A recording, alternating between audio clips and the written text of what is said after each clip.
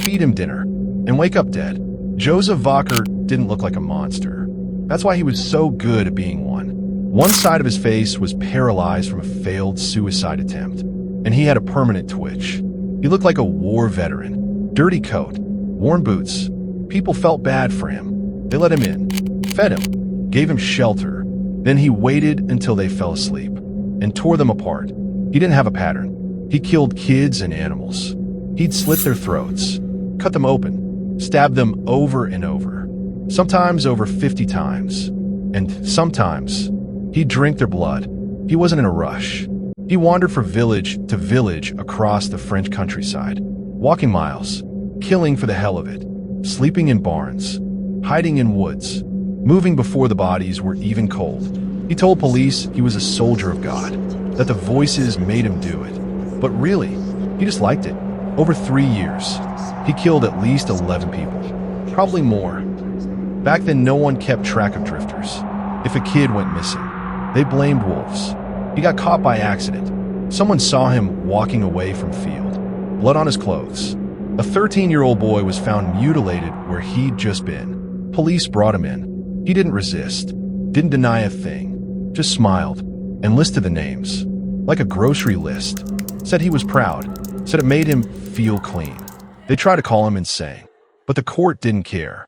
He was too dangerous to keep breathing. He was guillotined in 1898. Head off in one clean drop. No last words. No apology. They called him the French Ripper.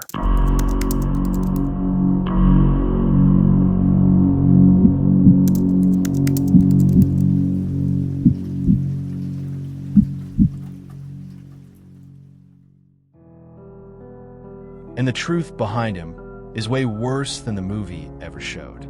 Let me ruin your childhood horror movies for a second. 1957, Plainfield, Wisconsin. Population? Tiny, like under 700. Just a sleepy little farm town with church-going folks, general stores, and quiet nights. But in a crumbling farmhouse on the outskirts lived a man named Ed Gain. He was the regular citizen, and then went home to a house full of human remains. It all broke when a woman named Bernice Warden disappeared. Broad daylight, storefront blood trail. Her son, who just happened to be deputy sheriff, followed it straight to Ed Gain's farm. What they found didn't even look human. Skulls on bedposts, a lampshade made from a human face, a belt crafted from nipples, chairs upholstered in flesh.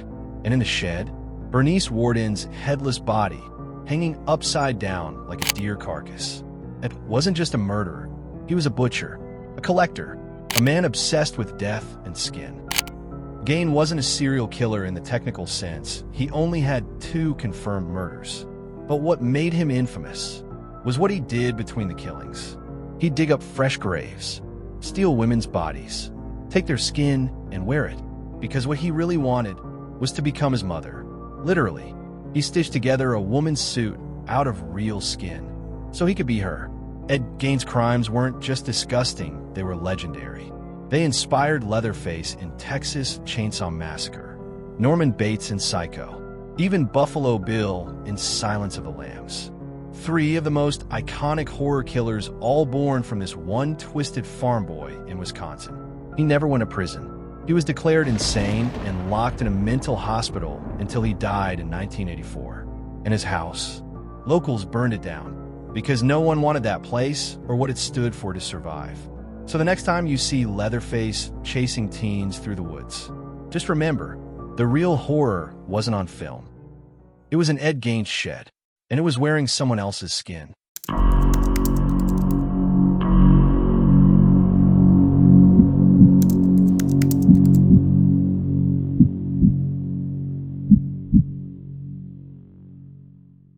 They say monsters don't exist. That evil wears a mask, something foreign, distant, imaginary. But in the quiet suburbs of Chicago, one lived in plain sight. He wore a painted smile. He passed out balloons. He made kids laugh.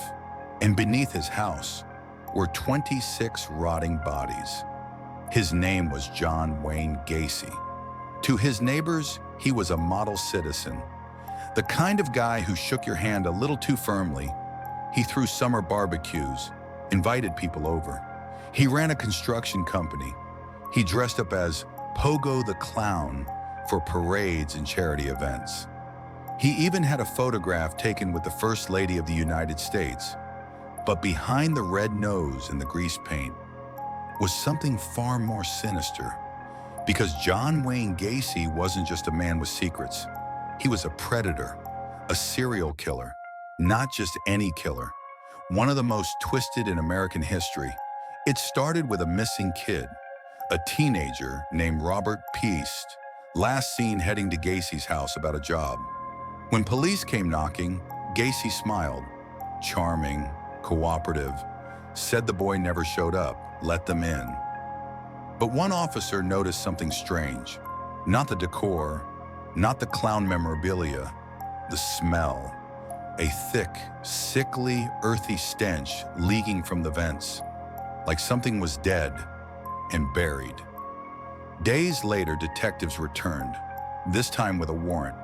They tore open the crawl space, and what they found beneath those floorboards would haunt even the most seasoned investigators. Bones, disjointed, stacked, decaying, victim after victim. In total, they found the remains of 26 young men in the crawl space, and that was just the beginning. Gacy didn't hunt strangers.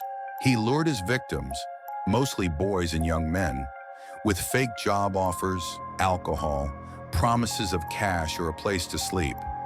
Some were runaways, some trusted him, some even knew him.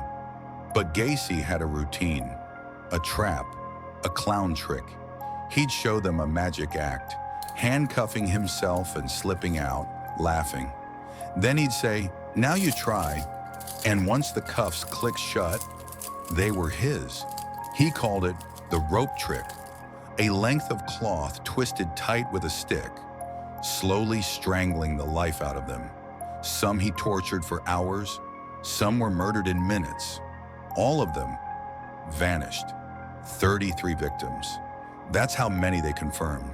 All between the ages of 14 and 21, some buried under his home, some in the backyard. And when he ran out of space, he dumped others in the nearby Des Plaines River. Some still have no names, still waiting to be identified. While this horror unfolded beneath the surface, Gacy was out in public. He was active in local politics, hosted fundraisers, laughed with officials.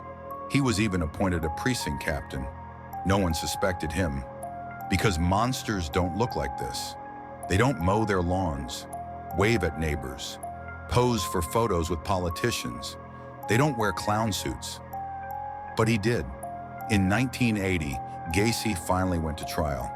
The evidence was overwhelming. He tried to plead insanity, claimed he had multiple personalities, but the jury didn't buy it. They saw what he really was. He was found guilty of 33 murders, sentenced to death. On May 10, 1994, at Stateville Correctional Center, John Wayne Gacy was strapped to a gurney, given a lethal injection. His final words? "Kiss my ass." That was the last thing he ever said. But the fear he created never died. His house is gone now, demolished, erased from the block like a disease. But his story remains, in books, in documentaries, in nightmares. And maybe worst of all, every time someone sees a clown and shivers, that fear came from him. Because the worst monsters, they don't always have fangs or claws. Sometimes they wear a smile. Sometimes they pass out balloons. And sometimes they live right under your feet.